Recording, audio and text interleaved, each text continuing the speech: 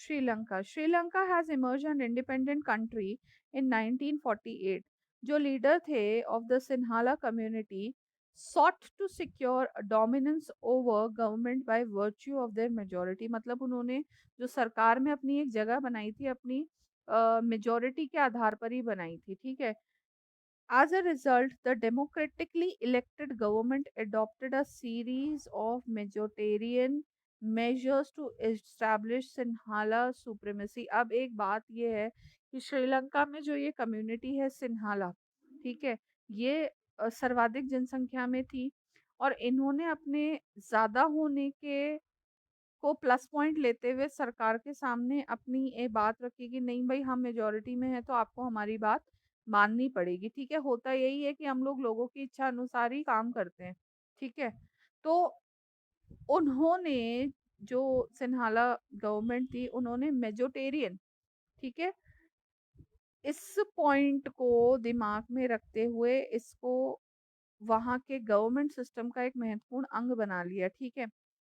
56 में क्या हुआ, एक एक्ट पास हुई थी to recognise Sinhala as the only official language thus disregarding Tamil. अब इन्होंने क्या करा, एक एक्ट के जरिए सिन्हाला को ही वहां की ऑफिशियल लैंग्वेज बना दी श्रीलंका की, और तमिल भाषा को छोड़ दिया।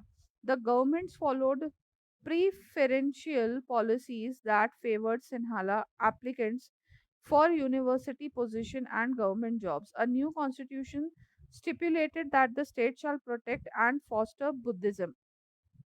पहले तो इन्होंने क्या करा कि सिर्फ और सिर्फ सिन्हाला को ही प्रेफर मतलब ये प्रेफरेंस देते हुए कहा कि नहीं, सिन्हाला लोग, सिन्हाला कम्युनिटी, सिन्हाला लैंग्वेज को ही प्राथमिकता दी। अब जैसे हमारे राजस्थान में क्या है, राजस्थान की बात नहीं कर रहे, अब जैसे यहाँ पे हमारे राजस्थानी मारवाड़ी बोली जाती है, ठीक है। हाँ, हमारे देश में कुल मिलाकर के 25 से 30 के बीच में लैंग्वेजेस है, जो राज्यों के आधार पर जो अलग अलग भाषा बोलते हैं। और उन राज्यों में भी कम से कम आप मारवाड़ी, हमारे राज्य की अगर देखो तो मारवाड़ी भी अलग अलग टाइप्स की है। तो हमने हमारे राज्य की भाषा तो है मारवाड़ी, पर सबसे पहले जो हमारे देश की भाषा है वो है हिंदी। तो हम उसी को ही प्राथमिकता देते हैं, हिंदी में ही बात करते हैं, हिंदी में ही हमारे सारे ऑफिशियल काम होते हैं, है ना। ऐसा तो कुछ है नहीं। पर इन लोगों ने क्या करा, इस कम्युनिटी के पर्टिकुलर लोगों ने भाषा और अपनी कम्युनिटी को ही प्राथमिकता दी और उसी पे ही सरकार बनाई, कानून बनाए और उन्हीं को ही लागू किया। पर बुद्धिज्म को भी सपोर्ट किया। All these government measures coming one after other gradually increase the feeling of alienation. Align क्या करना होता है, अमंग द श्रीलंकन तमिल्स, मतलब अलाइनमेंट करते हैं ना हम लोग, एक साथ लेकर के चलना किसी चीज को, प्रॉपरली जमाना। तो जो बुद्धिस्ट थे, जो सिन्हाला थे और जो कम्युनिटी के लोग थे, उनको साथ में लेकर के चलना शुरू करा, ठीक है। जो श्रीलंकन तमिल्स थे खास तौर पे, they felt that none of the major political parties led by Buddhist Sinhala leader was sensitive to other language and culture. तो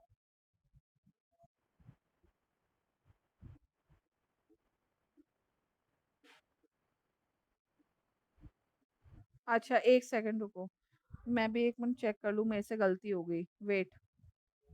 ये जो शब्द आपने बताया ना, एलिनेशन, इसका अर्थ है अलगाव की भावना। मतलब हम किसी के प्रति लड़ने की, अलगाव, विद्रोह।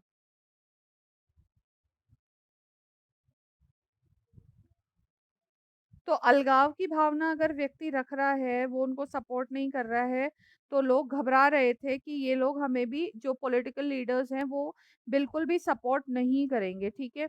तो उनकी भाषा और उनकी संस्कृति की आन पर बात आ रखी थी। तो दे felt that the constitution and the government policies denied them equal political rights, discriminated against them and getting jobs and other opportunities and ignored their interest। अब क्या था, उनके हितों के बारे में नहीं सोच रहे थे। जब भारत आजाद नहीं हुआ था 1947 से पहले, तो इंडियंस के ऊपर क्या इम्पोज कर रखा था ब्रिटिशर्स ने, क्रिश्चियंस ने, कि आप लोग मिशनरी स्कूल्स में जाएंगे, आप इंग्लिश सीखेंगे, हमारी भाषा को सीख करके हमारे लिए ही काम करेंगे। यही चीज थी ना पहले जब इंडिया इंडिपेंडेंट नहीं हुआ था। तो विदेशी लोगों ने क्या करा था, ब्रिटिशर्स ने हमारे यहाँ पे जो हमारे गवर्नमेंट स्कूल्स थे, वो तो चल ही रहे थे, पर ज़्यादा ज़ोर किस पे दे रहे थे? अंग्रेज़ी शिक्षा पे दे रहे थे। बच्चों को अंग्रेज़ी सिखाओ, अंग्रेज़ी पढ़ाओ, कॉलेजेस बना दिए, स्कूल बना दिए, यूनिवर्सिटीज़ बना दी। फिर जब हिंदुओं को, इंडियंस को ध्यान में आया कि नहीं, हमारे तो संस्कृति खत्म हो जाएगी ऐसे तो। हम हमारी संस्कृति को कैसे आगे अपने जो हमारी जनरेशन अब आ रही है उन तक कैसे फॉरवर्ड करेंगे? तो उस चीज़ को ज़रूरी समझते हुए उन्होंने अंग्रेजी शिक्षा का बहिष्कार करते हुए अपने देश की शिक्षा और संस्कृति को आगे बढ़ाया। और ऐसे ही ये जो बुद्धिस्ट थे, इन्होंने, और ये जो तमिल लोग थे, इन्होंने, तमिल भाषा बोलने वाले, इन्होंने भी यही डर महसूस किया कि नहीं भई, इनकी संस्कृति क्या है, खतरे में है और इनको आगे जॉब्स भी नहीं मिलेगी और इन्हें और कोई अवसर नहीं मिलेंगे। तो as a result the relations between the Sinhala and the Tamil communities strained over time, मतलब खराब ही होते गए, बढ़ते गए। और the Sri Lankan Tamils launched parties and struggle for recognition of Tamil as an official language for the regional autonomy and equality of opportunity in securing education and jobs। अब जाहिर सी बात है, अगर उनको मौका नहीं देंगे तो वो तो लड़ झगड़ करके एक हो करके आगे फिर विद्रोह तो करेंगे ना। But the demand for more autonomy to province populated by the Tamils was repeatedly denied। अब मतलब जिस जगह पर सर्वाधिक संख्या में, मतलब जो उनकी संख्या थी, ग्रुप ऑफ पीपल थे, कम्युनिटी थी जो रह रही थी, वो उसको तमिल प्रोविंस बनाने के लिए भी डिमांड कर रहे थे, उसको वो डिनाई करते जा रहे थे। By 80s several political organisation were form demanding an independent Tamil Eelam state in northern and eastern part of Sri Lanka. यहाँ आ जाओ पीछे पेज पर, ये जो रेड वाला रीजन है ना, पीछे पेज नंबर 3 पे जो आपको श्रीलंका का मैप दिख रहा है, ये जो आपका नॉर्दर्न हिस्सा है, जैसे हमारे इंडिया का जम्मू कश्मीर है, और ये जो ईस्टर्न कोस्ट है, देखो यहाँ पे ये जो पूरा रेड वाला रीजन है ना, ये डिमांड कर रहे थे कि ये क्या बना दिया जाए, तमिलियंस के लिए बना दिया जाए, कि क्योंकि वहां पर उनकी संख्या सर्वाधिक रह रही थी, तो उसको ये रीजन घोषित कर दिया जाना चाहिए। द डिस्ट्रस्ट, मतलब अविश्वास between the two communities turn into wide spread conflict. अब लड़ाई बढ़ गई, it soon turn into a civil war. As a result, thousands of people of both the communities have been killed. Many families were forced to leave the country as refugees and many more lost their livelihood। मतलब कई लोगों को अपना घर छोड़ना पड़ा, जान गंवानी पड़ी और परिवार से हाथ धोना पड़ा। ठीक है, अब हमने चैप्टर 1 में इकोनॉमिक्स के टेक्स्ट बुक ऑफ क्लास 10, जो कि अभी हमने स्टार्ट नहीं करी है, about Sri Lankan excellent record of economic development, education and health, ये हम पढ़ेंगे। श्रीलंका की एक्सीलेंट एजुकेशन, हेल्थ और डेवलपमेंट के बारे में हम नेक्स्ट चैप्टर वही स्टार्ट करेंगे। But the civil war has caused a terrible setback to the social, cultural and economic life of the country. It ended in 2009, 2009 में ये खत्म हुई थी। ठीक है, बेसिकली इसने बहुत ज्यादा आहत पहुंचाया था। ठीक है, अब यहाँ पे एकोमोडेशन इन बेल्जियम, मतलब बेटा कि है ना, हर हमें इस चैप्टर में जो सत्ता को शेयर करने की बात आ रही है ना, कि हम ताकत को किस प्रकार से, या फिर अगर हमारे पास पावर है तो उसको किस प्रकार से शेयर कर सकते हैं, ये अलग अलग कंट्रीज के एग्जाम्पल लेते हुए हमें समझाया जा रहा है। ठीक है, अभी हमने श्रीलंका की बात करी, बेल्जियम, सॉरी, बेल्जियम और श्रीलंका की बात कर रहे थे। सबसे पहले हमने श्रीलंका की बात करी, अब बेल्जियम की बात करेंगे कि बेल्जियम में क्या हो रहा था बेसिकली। ठीक है, तो देखते हैं एकोमोडेशन इन बेल्जियम। अब बेल्जियम में रहने के लिए लोग किस प्रकार से, क्या हो रहा था। जो बेल्जियम लीडर्स थे टुक अ डिफरेंट पाथ, इन्होंने एक अलग रास्ता अपनाया। They recognise the existence of regional differences and cultural diversities between 70 and 93। they amended their constitution 4 times as so as to work out an arrangement that would enable everyone to live together within the same country। The arrangement they worked out is different from any other country and very innovative। अब here are some of the elements of the Belgium model। अब हुआ क्या बेटा कि Belgium ने श्रीलंका का हाल देखते हुए अपने देश के लिए क्या तय किया कि उन्होंने 70 से 93 के दशक तक 4 बार अपने कॉन्स्टिट्यूशन में अमेंडमेंट करे। बेटा मैं अपने आप को नहीं पढ़ा रही हूँ, तो please switch on your camera so that मेरे को एक आई कांटेक्ट और वो बना रहे। अभिनव क्या बेट, we can move, we can tilt like this, we can do, I am also moving, तो you people can also move if you feel tired. कोई स्टैचू बन के बैठने के लिए नहीं बोला। मैंने वीडियोस में बीच में भी देखा था, जब ऑनलाइन स्टडीज करते थे तो बच्चे बेसिकली क्या करते थे, अपना एक वो पोस्टर बना करके ना कैमरे के आगे रख देते थे। अब उसमें ये पता चलता नहीं है क्या कि कौन रियल है और कौन फेक है ना? पता चलता है ना? थोड़ा डिफिकल्ट है, पर मैनेज कर सकते हैं, ठीक है। अब हुआ ये कि बेल्जियम ने एग्जाम्पल ले लिया श्रीलंका से कि भाई इन लोगों के साथ इतनी मारामारी हुई है, तो हम लोग क्या करते हैं, अमेंडमेंट करते हैं अपने संविधान में। उन लोगों ने क्या किए, चेंजेस करे, ठीक है। तो अब वो चेंजेस क्या थे, और वो बहुत ज्यादा इनोवेटिव भी थे, ठीक है। तो पहला, constitution prescribes that the number of Dutch and French speaking minister shall be equal in the central government. जो डच और फ्रेंच स्पीकिंग मिनिस्टर्स है वो इक्वल होने चाहिए, मतलब जो नंबर ऑफ सीट्स है उनको इक्वली डिवाइड कर दे।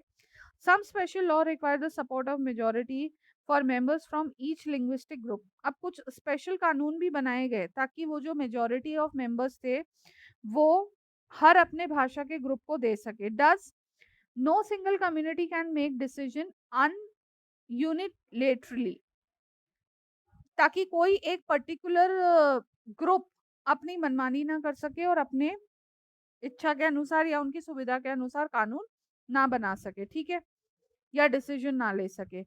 Second point, many power of the central government have been given to state government of the two regions of the country. The state government are not subordinate to the central government. अब क्या था कि कुछ शक्तियां जो central government थी उसने state government को भी दे रखी थी। दो रीजन्स थे कंट्री के उनको, पर उनका कोई हस्तक्षेप नहीं था सेंट्रल गवर्नमेंट के साथ, ठीक है। The state government are not subordinate, उनके अंग नहीं थे किसके, केंद्र सरकार के। हमारा जो इंडियन कॉन्स्टिट्यूशन है, ये जो हमारा लेजिस्लेचर है, उसने क्या दे रखा है विधायिका ने, कि भाई स्टेट गवर्नमेंट सेंट्रल गवर्नमेंट के अंडर काम करेगी, ठीक है। जो पॉलिसी स्टेट गवर्नमेंट अपनी पॉलिसीज बनाएगा, पर जो सेंट्रल गवर्नमेंट गाइडलाइन देगी उसके अकॉर्डिंग ही उनको चलना होता है, ठीक है। So Brussels has a separate government in which both the communities have equal representation. French speaking people थे, उन्होंने भी इक्वल रिप्रेजेंटेशन एक्सेप्ट की ब्रुसेल की, because Dutch speaking community has accepted equal representation in central government. मतलब सबको बराबर का समान अधिकार दे दिया, इस वजह से वो लोग खुश थे। Apart from the central and the state government there is a third kind of government.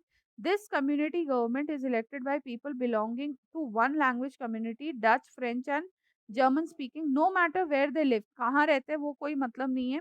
This government have power regarding cultural education and language related issues. अब जिनको समस्या थी कि भाई संस्कृति का अभाव ना हो, शिक्षा का ना हो, भाषा का ना हो, उस रिलेटेड मैटर्स पे ये अलग सरकार बनाएगी। You might find that Belgian model very complicated, it indeed is very complicated even for people living in Belgium, but these arrangements have worked well so far.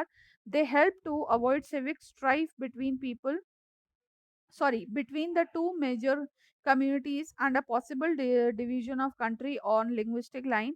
When many countries of Europe came together to form European Union, ये इसी का continuation यहाँ है ना, ये नीचे का अलग है। Union Brussels was chosen as its headquarters, ठीक है। यहाँ पे ये बताया कि कई देशों को ना ये थोड़ा डिफिकल्ट लगा, थोड़ा कॉम्प्लिकेटेड लगा समझने में कि इन लोगों ने ये कौन सी पॉलिसी चूज करी है, पर वहाँ के लोगों के लिए वो बहुत इजी गोइंग था, तो उससे हमें कोई फर्क नहीं पड़ता है। वहाँ के लोग अगर खुश हैं उनके एडमिनिस्ट्रेशन से, तो हमें क्या प्रॉब्लम है। और उससे दूसरे देशों को एग्जाम्पल एक इनोवेटिव तरीका लगा कि नहीं इस तरीके से भी रूल कर सकते हैं, तो उससे हमें कोई दिक्कत नहीं है। तो यूरोपियन देशों ने भी वो सब साथ में आए और यूरोपियन बनाए। Brussels was chosen as the headquarter, और ब्रुसेल नाम का जो एक जगह थी उसको उन्होंने अपना हेडक्वार्टर चूज करा। ये यहाँ से नीचे वाला जो टॉपिक है बेटा, ये हम है ना कल कंटिन्यू करेंगे, ठीक है, क्योंकि 10:27 हो गए। तुम्हारी दूसरी अभी क्लास भी होगी, किसकी है? चलो ठीक है, मैम ने तुम्हें वो भेज देंगे। बाकी का ये मैं नेक्स्ट क्लास में कंटिन्यू करूंगी, ठीक है बेटा।